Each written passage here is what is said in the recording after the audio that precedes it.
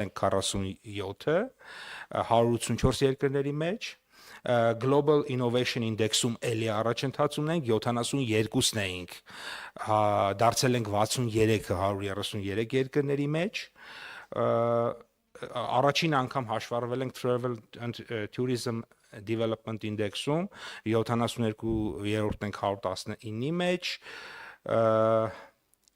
Economic Complexity Index-ում նոր տվյալներ չեն հրապարակվել, վերջին հրապարակված տվյալները, ուրեմն 91-րդն ենք 133 երկրների մեջ 21 թվականին եւ սա մեր թիրախն է, ըստ էության տնտեսական բարդության ավելացումը եւ նույնն ենք մնացել Corruption Perception Index-ում, այստեղ էլի 62-63-րդն ենք վերջին 3 տարիներին ոչ մի փոփոխություն ցավոք սրտի չունենք եւ սա ուսումնասիրել ենք տարբեր խնդիրներ կա այդ թվում նաեւ դատական համակարգում վճիռների արագության հետ կապված եւ այլն, այսինքն այսպիսի հարցեր կա եւ իհարկե մտավոր սեփականության պաշտպանության հետ կապված եւ սա այս պահին մեր կարեւոր թիրախներից է։ Ձեր վերջի հարցին էլ մի փոքր անդրադառնամ, որտեղ հարցերը այնքան շատ են, հնարավոր չի ըստ էության բոլոր հարցերին պատասխանել։ Մենք փոփոխություններ ունենք մեր քաղաքականություններում, պարոն Ավետիսյան, եւ այդ է նպատակը, որ այդ է պատճառով հենց հիմա կառավարությունում է 3 ռազմավարություն, դա արտահանման ռազմավարությունն է մեր, երկրորդը փոքր եւ միջին բիզնեսի զարգացման ռազմավարությունը, որը դուք մատնանշեցիք, եւ մեզ համար հասկանալի է, որ փոքր եւ միջին, այսինքն մենք այնտեղ թիրախավորել ենք այդ ռազմավարության մեջ փոքր եւ միջին բիզնեսը, դրա զարգացման նոր ուրեմն զարգացման համար կոնկրետ գործողությունների ծրագիր ենք մշակել եւ ամենահետաքրքիրը այնտեղ մի շատ կարեւոր կետ ունենք գաղափարից բիզնեսի անցման, նախկինում էլ է դա ինչ որ կերպ կիրառվել, հիմա ավելի լավ մեթոդաբանություն ենք փորձել կիրառել, այդտենա որ բոլոր այն մարդիկ, որոնք ունեն շատ լավ գաղափար, խոսքը պարզ առևտրային գործունեության մասին չի, բայց չունեն փող, մենք իրենց ինչ որ չափով աջակցենք, որպեսզի իրանք երաշխիք տանք, որպեսզի իրանք ունենան փող այդ գաղափարը իրականացնեն եւ երրորդ ռազմավարությունը որոշեցի դա կանաչ տնտեսության ռազմավարությունն է, այսինքն առհասարակ անընդհատ նոր ժամանակներին համահունչ ռազմավարական առաջնահերթություն են կանում։ Հիմա նաև մի հարց էս էլ ասեմ ու ավարտեմ, մի հատ կարևոր բան դուք ասացիք, ասում եք այդ քաղաքականությունները օրինակ ինչպես են հողի վրա արտացոլվել։ Ամենահասարակ օրինակը բերեմ, օրինակ արտադրողականությունը մեր երկրում 1 ժամ հնան, մոտավորապես օրինակ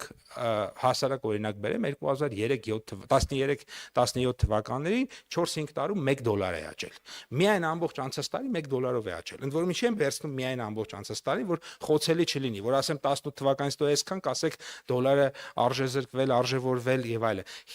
Անցած տարի կոնկրետ ընդհակառակը մեր դրամը հələ մի բան էլ արժևորվել է, այսինքն այս ցուցանիշի վրա ինքը նույնիսկ բացական ազդեցություն ա ունեցել, բայց մեր արտադրողականությունը ավելացել է։ Ինչու է ավելացել։ Ես դա ուղիղ կապում եմ մեր քաղաքականության հետ։ Մենք հիմա արտադրողականության խթանման ծրագրով արդեն 1.4 միլիարդ դոլարի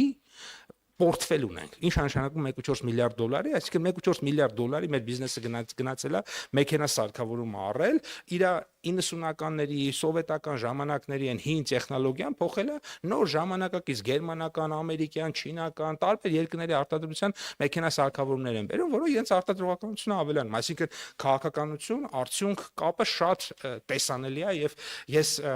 դրա հետ եմ պայմանավորում։ Շնորհակալություն։ Պարոն Ավետիսյան, եթե արձագանքում եք, խնդրում եմ մենակ կարճ։ Հա, ես ուղղակի աննախադեպ եւ ասում եք այդ մեծ հանգրվանների եք հասնում, ոնց եք ասում, աննախադեպ ցուցանիշներ եւ այլն, բայց կառուցվածքից եք խոսում, սա անկերպով պարոն Պապոյան չանդրադարձակ, որ ձեր իշխանության օրոք նման մի աննախադեպ ցուցանիշ կա, մեկ երկրից մեր արտաքին տնտեսական կախվածությունը դեր իշխանության օրոք ամեն տարին նախորդի հետ կապված այս վերջին փուլում շեշտակի աճում է։ Դա ակնհայտ փաստ է, ինչը լավ չի։ Լավ է, որ առևտուր անենք ցանկացած երկրի հետ, բայց վատ է, որ կախվածությունը մեկ երկրից ցանկացած պարագայում ոչ թե դիվերսիֆիկացվում, այլ մեծանում է։ Եվ հաջորդ կարևոր խնդիրը, որ նորից չանդրադարձակ, ես հենց դրա համար էի ուզում, որ մենք գանք դրան, իրական հատվածն է։ Արդյունաբերության ոլորտը ասում եք տեսակարար կշռով աճել է, բայց արդյունաբերության ոլորտի եթե ոսկին հանում ենք, էլի ձեր ասած, ոսկին հանում ես վայթե արդյունաբերության ոլորտը նվազել է, ոչ թե աճել։ Այսինքն սա մեկ, գյուղատնտեսություն դե գիտեք, ինձնից լավ ազատ անկման մեջ է ըստ էության։ Հիմա սա եւս կարևոր ցուցանիշ է։ Եվ սրանք է, որ պետք է վերաիմաստավորեն ձեր ծրագրերը եւ առաջնահերթություն լինեն եւ ամենավերջում ասում եք թիրախավորում ենք փոքր ու միջին բիզնեսը, հուսամ դրական չէ, իմաստով եք թիրախավորում, ոչ թե վերացնելու տեսանկյունից, հուսամ չեք վերացնելու, որտեվ թիրախավորել եք, հարկը բարձրացրել եք։ Մարդիկ բողոքում են, նորից ոնց որ հարկը, հիմա էս է հարցը, էլի ինչ եղավ այդ 6 ամիս անցավ, նորմալ էր այդ կրկնապատկումը հարկային բեռի, թե ասենք վերադառնալու եք եւ ինչ որ ձևով, թե չէ ռազմավարություններ, մարտավարություններ, գլոբալ ինդեքսներ, միջազգային հարթակներ, այս մարդը կոնկրետ հիմա աշխատում է, վճարում է կրկնակի արդ, ունի բարդություններ, որտեղ անցած տարվա նկատմամբ շրջանառություն է կրճատվել։ Այդ մարդուն ես կարամ ասենք, եթե հարմար լինի ձեզ, ուղարկեմ մի քանի հոգու գա, ընդունեք, լսեք իրենց, գուցե ավելի լավ բացատրեն, քան ես։ Պարոն Ավետիսյան, ինձ թվում է լավ մեթոդ չի ոլորտում, որտեղ ասենք տասնյակ հազարավոր մարդիկ են աշխատում, դուք մի քանի հոգի ուղարկեք, ես էլ ասենք օրինակ մի քանի տասնյակ հոգի ուղարկեմ հակառակը։ Դա լավ մեթոդ չի։ Եկեք այլ մեթոդաբանություն օգտագործենք, իսկ մեթոդաբանությունը հետեւյալն է, որ նոր առաջարկված մեխանիզմով, եթե մարդը աշխատում է թղթով, այսինքն օրինական, իր հարկերը նվազում են։ Օրինակ ասենք տարածքի վարձակալության գինը նախկինում հնարավոր չէր հաշվանցել։ Հիմա հաշվանցվում է։ Վարձատրության թիվը աշխատողների հնարավոր չէր հաշվանցել։ Հիմա հաշվանցում, այսինքն մարդկանց համար հարկերը կրճատելու հնարավորություններ է։ Հիմա ձեր ասած դեպքը, որ ասում եք կրկնապատկվել է, այդ նշանակում է այդ մարդը տարածքի վարձակալությունը 100% ստվերում էր։ Աշխատողները 100% ստվերում էին։ Ոչ մի թուղթ չկա ապրանքների ձեռքբերման։ Այտենց այդպես ոնց կլինի ախր, այսինքն ապրանքները ձեռք բերելու թուղթ չկա, բան չկա, այսինքն ինչա գնում են Վրաստանից 25 կիլո ինչ որ բան են բերում, ոչ բանա չգրանցված աշխատողով վաճառում են, տարածքի վարձակալության փողնել սևով տալիս են, այսինքն այդ դուք այդպես եք պատկերացնում բիզնեսի զարգացումը Հայաստանում։ Ես այդպես չեմ պատկերացնում եւ իմ դե դուք հիմա իսկ ես նկարագրում եմ շատ մարդկանց դեպքում, որոնք որ այդպես չեն աշխատում եւ իրենք կարողանում են պատշաճ փաստաթղթավորում արել եւ իրենց հարկերը օրինակ չեն ավելացել նվազագույնը կամ կարող են նույնիսկ եւ հնարավոր նույնիսկ պակասեն, որտեղ հնարավորությունը այդպեսին է։ Եվ երբ որ մենք խոսում ենք մեր ռազմավարությունների իրականացման մասին, այո, ես խոսում եմ այնպիսի տնտեսվարողների մասին, որոնք որ պատշաճ հարկային իրենց հարկային պարտականությունները պատշաճ են իրականացել եւ այլն, որտեղ մեր ծրագրերի մեջ շատ կարեւոր պատճառ է, պայման է, այսինքն էկոնոմիկայի նախարարության, պետության, ժողովրդի փողից օգտվելու համար պետք է պատշաճ վարկագիծ բնականաբար ունենալ եւ այդ վարկագծին համապատասխանող բոլոր տնտեսվարողները մեզ մոտ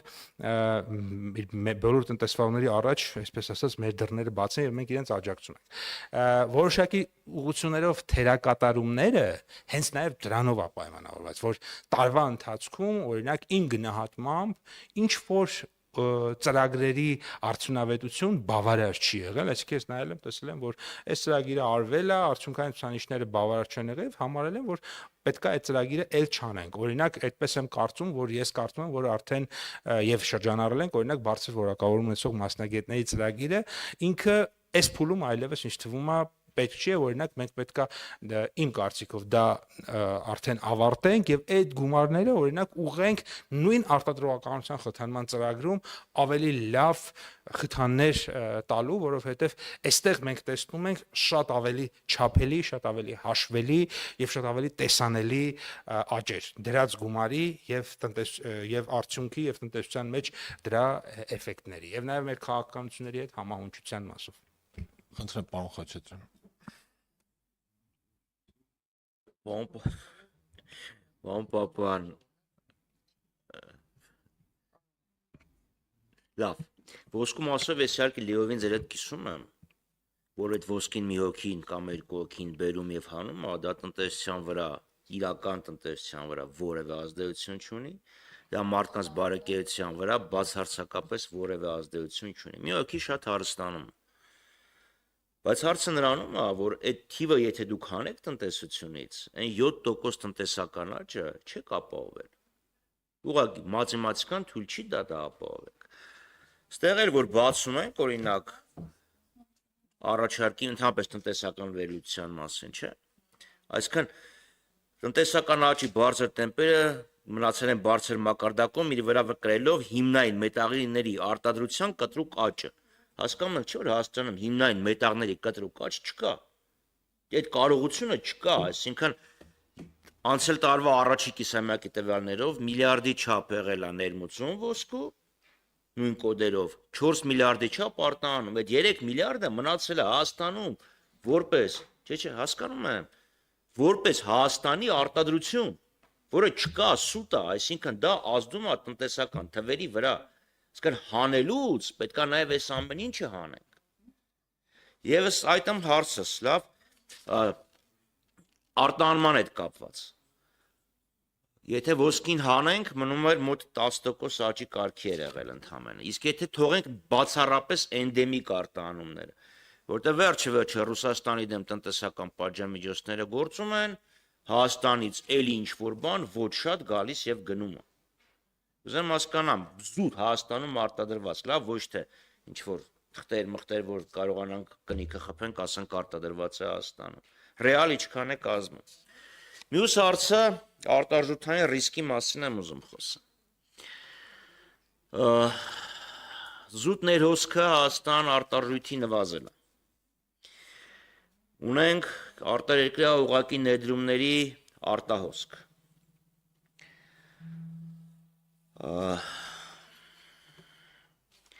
Հիպոթեկային պորտֆելում բանկերի էական զանգվածը, էական մասա դոլարով գնանշված հիպոթեկային վարկերը։ Այս ամեն ինչը բերում է նրան, որ Հայաստանը շահագրգռված է, դոլարը էժան պահելու մեջ, թանկ պահելու մեջ։ Դոլարը էժան, դրամը էժան, ներողություն եմ, դրամը թանկ, դոլարը էժան։ Այլապես մենք կունենայինք մեծ սղաճ, գները կբարձրանային։ Բայց թանկ դրամը բերում է արտահանումների նվազման, արտահանումները թանկում են եւ նվազում է բերում։ Արդյունքում Հայաստանը արտարժույթով պարտք է ներգրավում, կարողանում է պայի կուրսը, որ պարզ ասեմ, օրինակ հիպոթեկային շուկան չպայթի, որտեղ հասկանում ենք, չէ, ինչ կլինի, եթե հիպոթեկով գնանշված, այսինքն մարումների հետ ինչ կկատարվի, եթե փոխարժեքը 10%-ով փոխվի դեպի դոլար։ Եվ այստեղ ունենում ենք անիծված մի հատ շրջան։ Արտարժույթով դոլարային վարկեր եք ներգրավում, նաև կուրսն եք պահում, որտեղ դոլարի այլ աղբյուր, որպես այդպեսին չկա։ Այսինքն որ դոլարը չի թանկանում, դա անիծված շրջան կարող ենք համարել, պարոն Խաչատրյան։ Եթե դոլարը կոմոդ, եթե դրամը էժանանա, գիտեմ լավ արտահանումները կբարձրանա։ Հիմա տնտեսական աճը չես կարողանում ապահովես, որտեղ քո արտադրանքը ավելի թանկ է։ Բայց եթե քո դոլարը դրամը փոխես արտարժույթի փոխարժեքը, դու կունենաս մի կողմից հիպոթեկային վարկերի սպասարկման դժվարություններ, մյուս կողմից կունենաս դասագրքային ճշմարտությունը գիտեմ։ Դա անիծված շրջան է։ Այսինքն որ մնացել է փոխարժեքը կայուն, այդ անգամ այդ է անիծված շրջան։ Օրինակ եթե հակառակը տեղ ունենար կրկնակի դրամը արժևորվեր, դա ինչ կլինի։ Կանոնությունը ես չեմ ասում 200%-ով փոխվի, բայց ամեն դեպքում այս փոխարժեքը, որը պահվում է բացառապես արտաքին պարտքերի միջոցով, որտեղ ելի եմ ասում,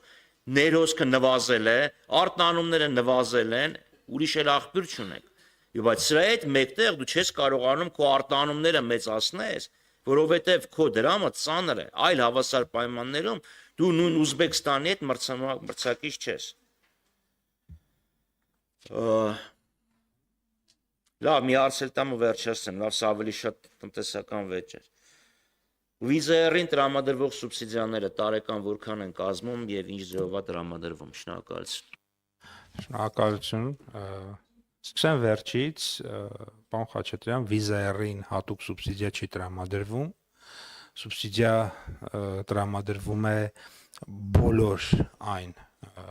ավիափոխադրողներին, ովքեր Հայաստան են բերում զբոսաշրջիկ, հիմա նույնիսկ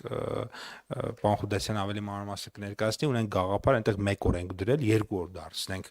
զբոսաշրջիկի մնալու տևողությունը, եւ դրա արդյունքում մենք կհաշվառենք, թե ինչքան աջակցություն ենք տրամադրում, այսինքն դա դեռ չկա, որովհետև դա կախված է թե իրենք ինչքան զբոսաշրջիկ կբերեն։ Ես կուզեմ, որ եւ Wizz-Air-ին է, եւ Fly1-ին է, եւ Շիրակավիային է, եւ մնացած բոլորին, ովքեր որ այս ծրագրի շահառուներ կարող են պոտենցիալ լինել, իրենց թիվը լինի շատ։ Այդ գումարը փոխհատուցված լինի շատ, որովհետև եթե շատ է, նշանակում է իրենք շատ զբոսաշրջիկ են Հայաստան բերել, բայց քանի որ process նոր է սկսվել, չեմ կարող ասել։ Երկրորդ հարցի հետ կապված էլի երևի թե հիմնական հարցի սուբյեկտը դժվար թե էկոնոմիկայի նախարարությունը լինի, մենք հետևանք կրողն ենք, եթե այսպես նայենք, հա։ Անը չթողեց խոսամ, դա ազդեցություն է տնտեսության վրա, այս վարվող փոխարժեքային քաղաքականությունը։ Բայց ես կարծում եմ, որ այն ձեր մեկնաբանությունները, որոնք դուք արեցիք, դրանք երևի թե կենտրոնական բանկին է պետք ուղղել կամ եւ ֆինանսների նախարարությանը, որովհետեւ վստահ չեմ, որ գործընկերները համաձայն են քաղաքականության մասով ձեր հետ, որովհետեւ մեկնաբանությունը ես որքան գիտեմ, հետեւյալն է Հայաստանում ազատ լողացող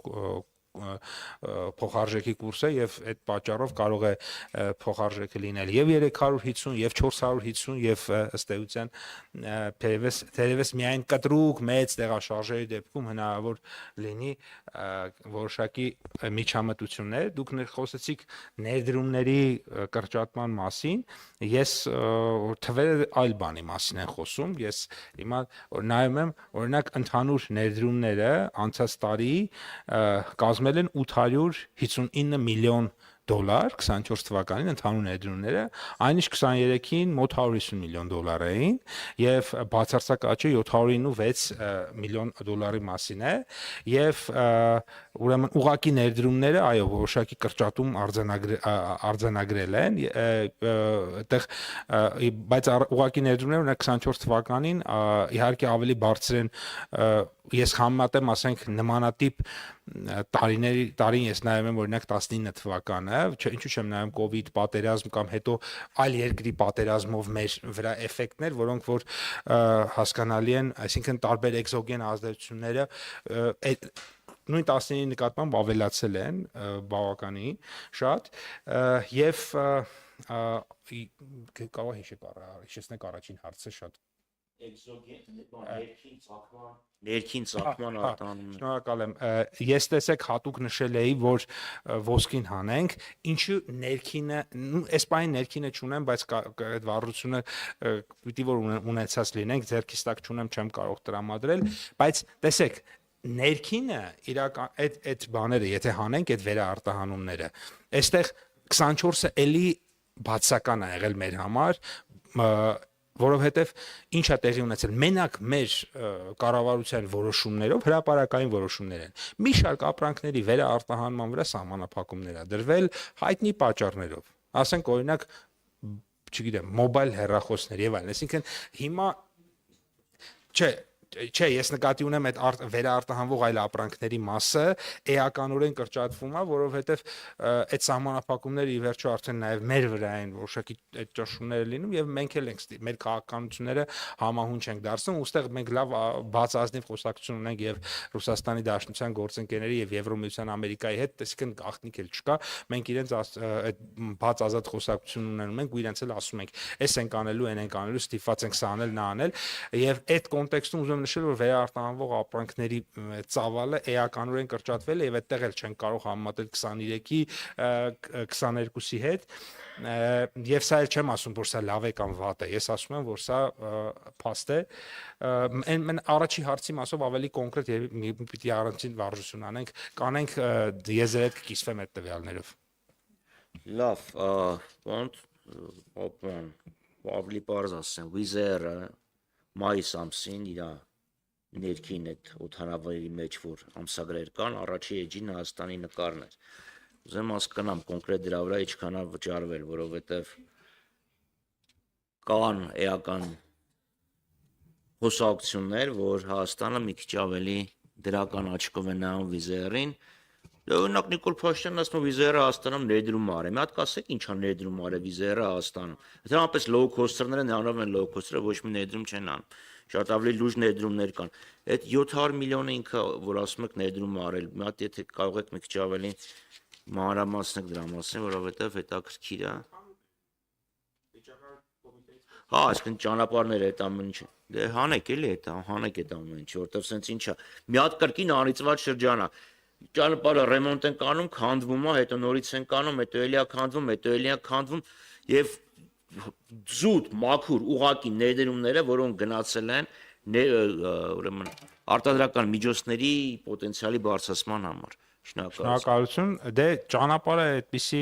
սովորություն ունի, մի 6-7 տարի հետո քանդվում է։ Պարոն Խաչատրյան, կամ հիմա այդպես է, ինչ որ բարբերականության պետք է իրան անընդհատ վերանորոգես, ցավոք սրտի հնարավոր չի մի անգամ ճանապարհը սարքես եւ մի 100 տարի ոչ մի բան չանենք իր վրա։ Ուղղակի ներդրումները 138.5 միլիոն դոլար են ուրեմն կազմել, այդ թիվը 138.5 վիզերի մասով Պարոն Խաչատրյան չկա գումար չի վճարվել եղել է հետեւյալը որ եթե մենք անենք աջակցության ծրագիր դուք պետքա բերեք մեզ այսքան տուրիստ դուք պետքա մեր համար անեք գովազդ դուք պետք է բազավորվեք Հայաստանում այս է ներդրումը բազավորել ինքնաթիռը Հայաստանում, այսինքն այսօր օրինակ բազմաթիվ ավիաընկերություններ Հայաստանում ինքնաթիռ չեն բազավորում, իրանք բազավորված են Քյոլնում, Փարիզում, Վիեննայում, Մոսկվայում բազավորված չեն եւ պետք է բազավորվեն Երևանում եւ պետք է նվազագույնը 1 ուղղություն թռչի Գյումրիից։ Սա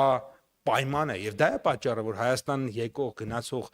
բազմաթիվ ավիաընկերություններից 2-3-ը ըստ էության ռեալ կարող են դրանից օգտվել այդ թվում նաեւ ես ուրախ եմ որ